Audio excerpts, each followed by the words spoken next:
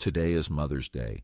Darlene Hamlet, 76 years old, will not get a phone call from her daughter. Carly Aylesworth will not be able to call her mom. The women who threw flowers into the Sea of Abaco weeks ago as a tribute to a woman they could not find are still waiting. And Brian Hooker, who says his wife of 25 years just bounced off the back of a dinghy and disappeared into the dark water of the Bahamas, woke up this morning to news that his 46-foot sloop, Soulmate, is no longer his. The United States Coast Guard intercepted it in open ocean, hooked it up, towed it in. It is tied to a dock at Coast Guard Station Fort Pierce, Florida, right now as of this recording, and it is not going anywhere except into the hands of federal forensic investigators. And just so we're clear about what that means, everything on that boat is evidence now. The blue headscarf, the aquamarine bathing suit cover-up, the Apple Watch with the powder pink band, anything that was Lynette's, anything that she was wearing or using the night of April 4th, any digital record, any biological trace, any hair, any fiber, any stain on any surface below deck. All of it is about to be processed by the same investigative service that has been building this case for 5 weeks, the same agency that intercepted Soulmate 40 miles offshore in the middle of a storm last night.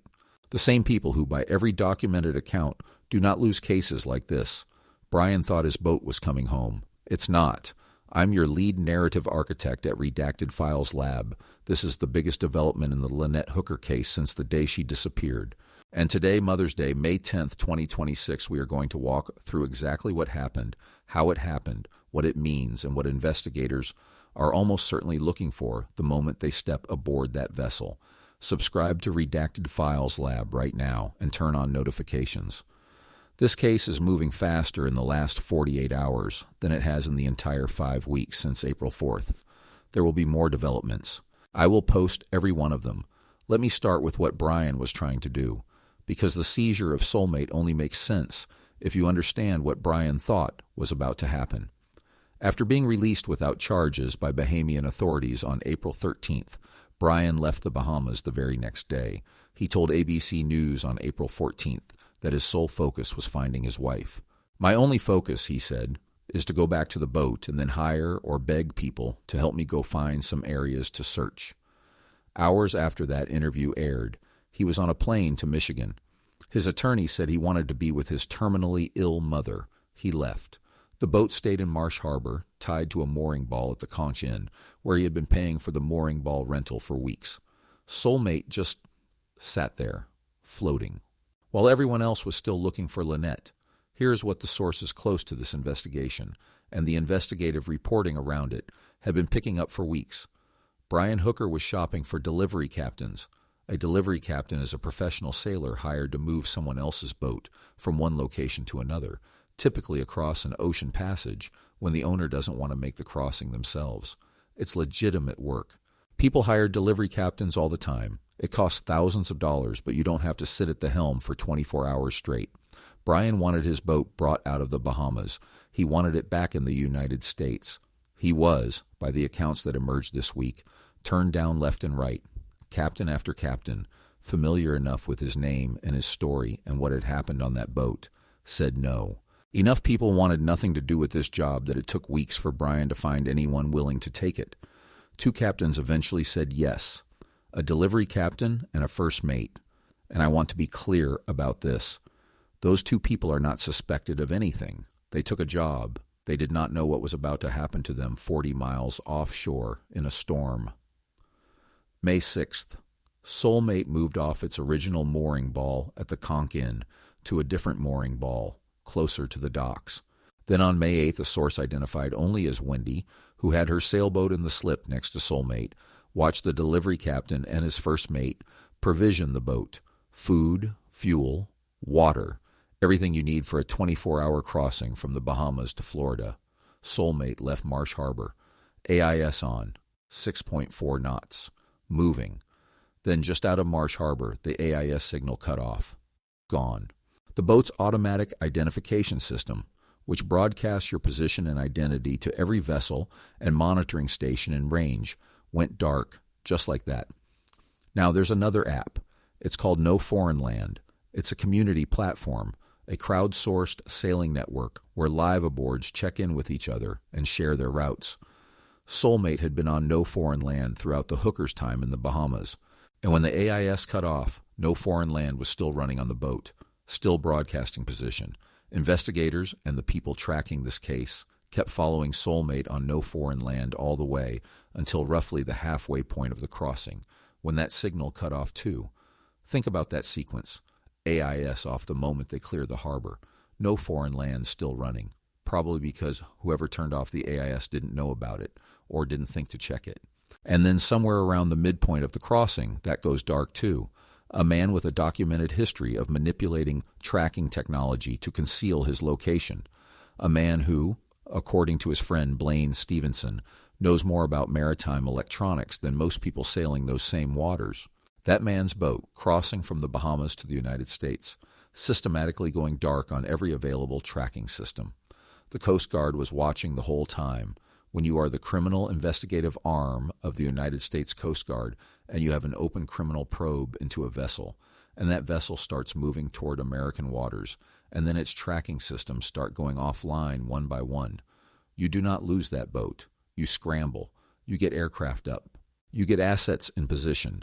And when that vessel gets close enough to American jurisdiction, you move. Coast Guard cutter Robert Yared had a beat on Soulmate as it left the Bahamas.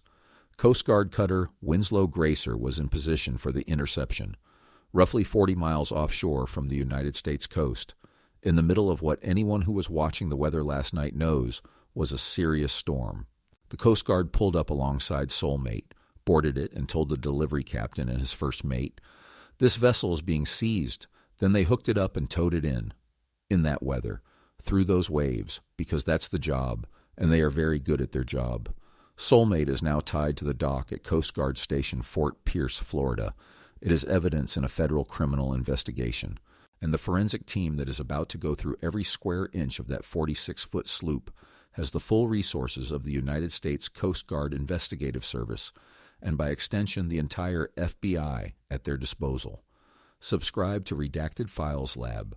More developments are coming on this case, and I will cover every single one same day. Now I need to walk you through why the physical contents of Soulmate may matter so much, because this is the piece of this story that I haven't been able to let go of since it first surfaced.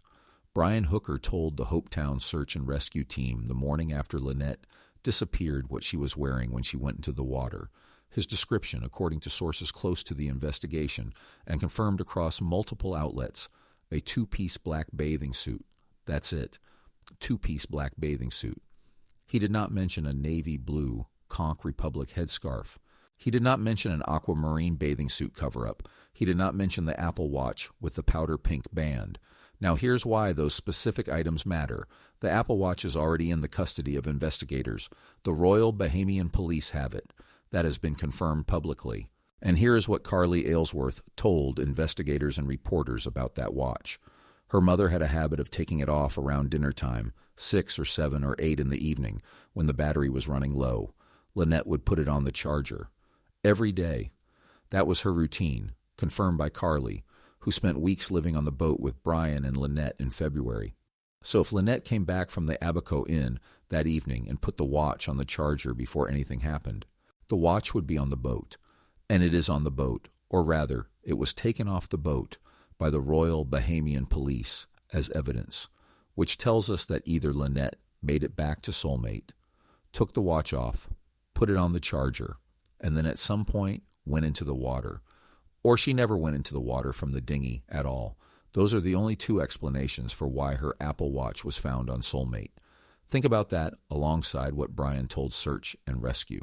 Two-piece black bathing suit, not the headscarf she was wearing in the last known photograph of her from earlier that day, not the aquamarine cover-up, just the bathing suit underneath the other things she had on. If Lynette came back to the boat and went below deck, she would have changed out of the salt-crusted outfit from a full day on the water. She would have taken the headscarf off. She would have taken the cover-up off. Those items would be in the bathroom or in the bedroom below deck.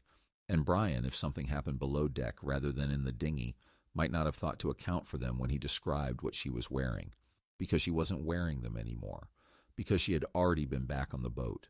This is not me making an accusation.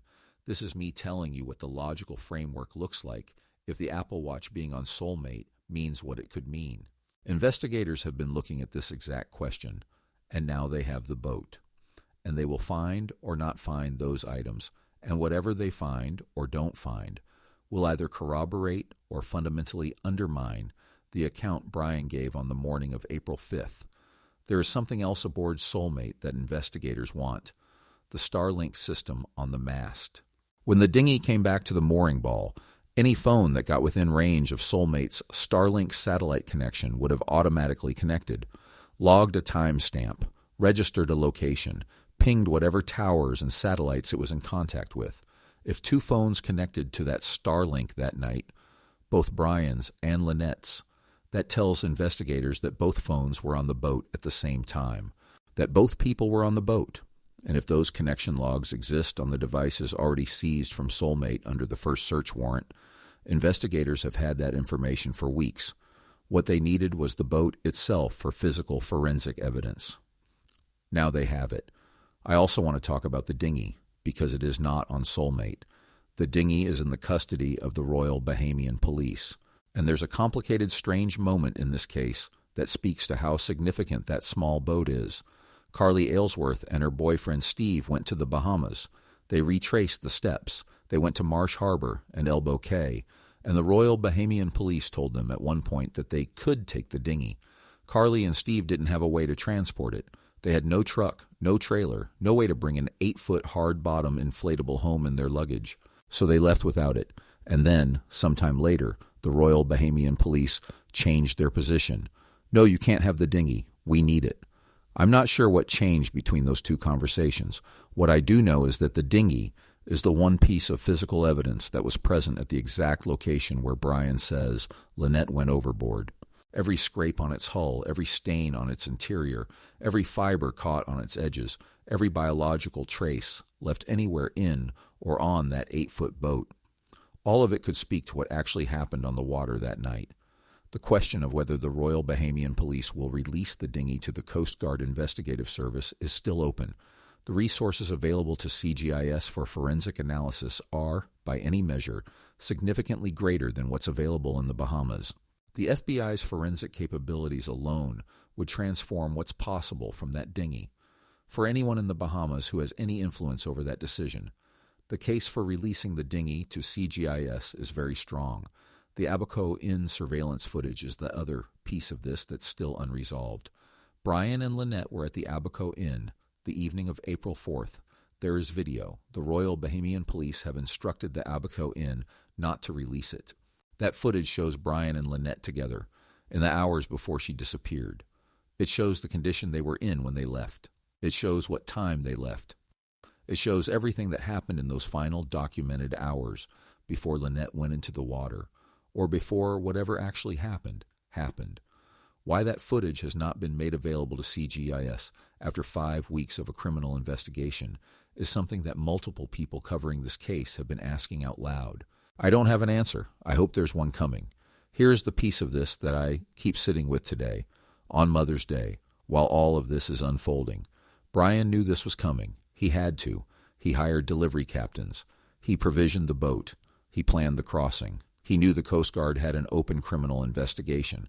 He knew the boat was a potential crime scene, or at minimum a critical evidence vessel. He chose to move it anyway. He turned off the AIS the moment it cleared the harbor. He shut down the no foreign land tracking at the halfway point. He thought he was slipping Soulmate out of the Bahamas and into American waters as his personal asset, not as a federal crime scene. That plan failed. Brian Hooker's attorney, Crystal Hauser of Grand Rapids, Michigan, has been asked repeatedly by CBS News and Fox News Digital about developments in this case. This week, when CBS reached out for comment, she picked up the phone and hung up. She did not answer a single question. The Coast Guard Investigative Service Sector Miami is the unit that has been driving this investigation.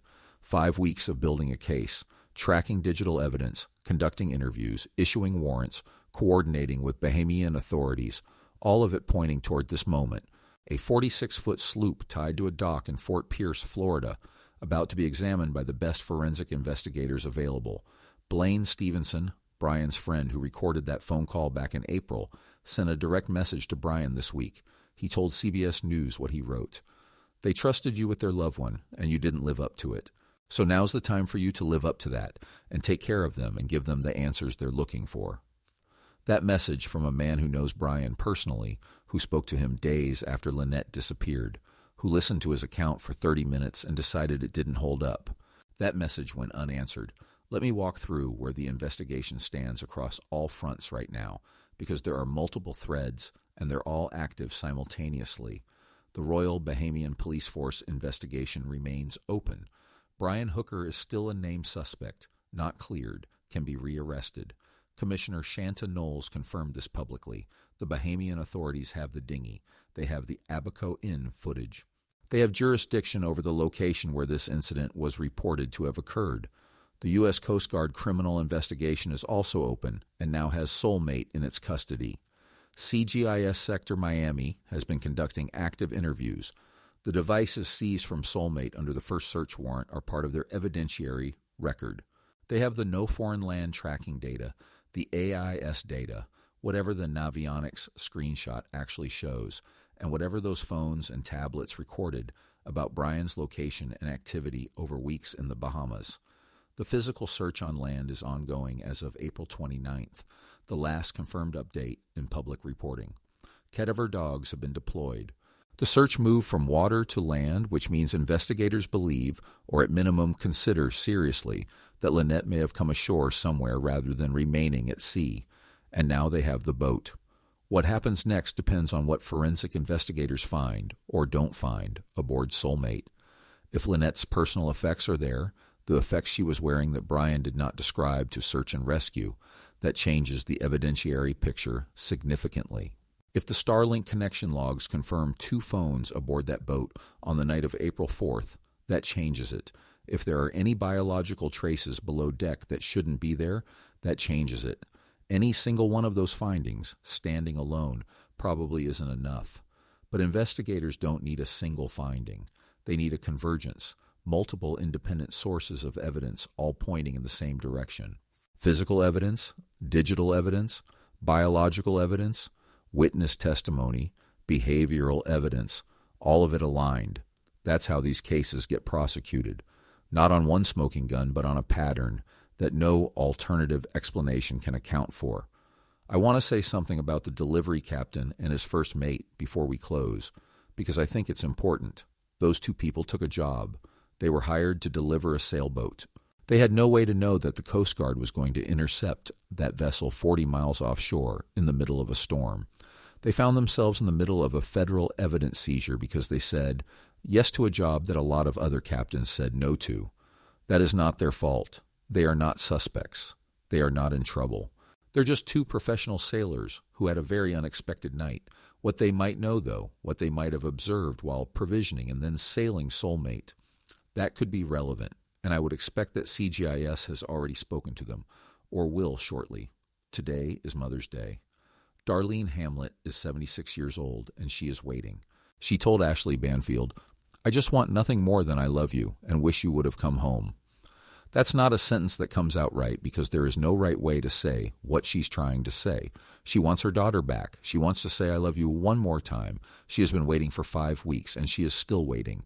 Carly flew to the Bahamas and walked the shoreline. She stood at the spot. She came home wearing her mother's L necklace. She has been on every network and every outlet, asking every authority she can reach to keep looking, keep investigating, keep pushing. She said the story sounds more sketchy to her now than before she went. She said her mother could have swum 2 feet to shore. 5 weeks after April 4th, 2026, 2 things have happened that did not seem possible in the early days of this investigation. The search moved from water to land, and Soulmate is no longer sitting in Marsh Harbour. It is in federal custody, being processed as evidence in a criminal case, and whatever is on that boat is now in the hands of the people most capable of finding it and understanding what it means. Happy Mother's Day, Darlene. Happy Mother's Day, Carly. This is for Lynette. Here's the question I want you to put in the comments today. The AIS cut off the moment Soulmate cleared Marsh Harbour. No foreign land went dark at the halfway point. If you were an innocent man trying to bring your boat home after losing your wife at sea, and you knew a federal criminal investigation was open with your boat as a potential evidence vessel, what would you have done differently on that crossing? Think about that. Let me know. Brian Hooker has not been charged with any crime. His attorneys state he categorically and unequivocally denies any wrongdoing. All individuals referenced in this video are presumed innocent unless formally charged and convicted in a court of law. Both the U.S. Coast Guard criminal investigation and the Royal Bahamas Police Force investigation remain active. If you have any information relevant to the disappearance of Lynette Hooker, submit a tip anonymously through the CGIS Tips application on any phone. Carly Aylesworth and Darlene Hamlet also have a GoFundMe to support the ongoing search, called Lynette Hooker Missing in Bahamas. Subscribe to Redacted Files Lab. This case is not over, not even close. The boat is in custody, the investigation is building, and somewhere Lynette Hooker is still waiting to be found. We are not forgetting her.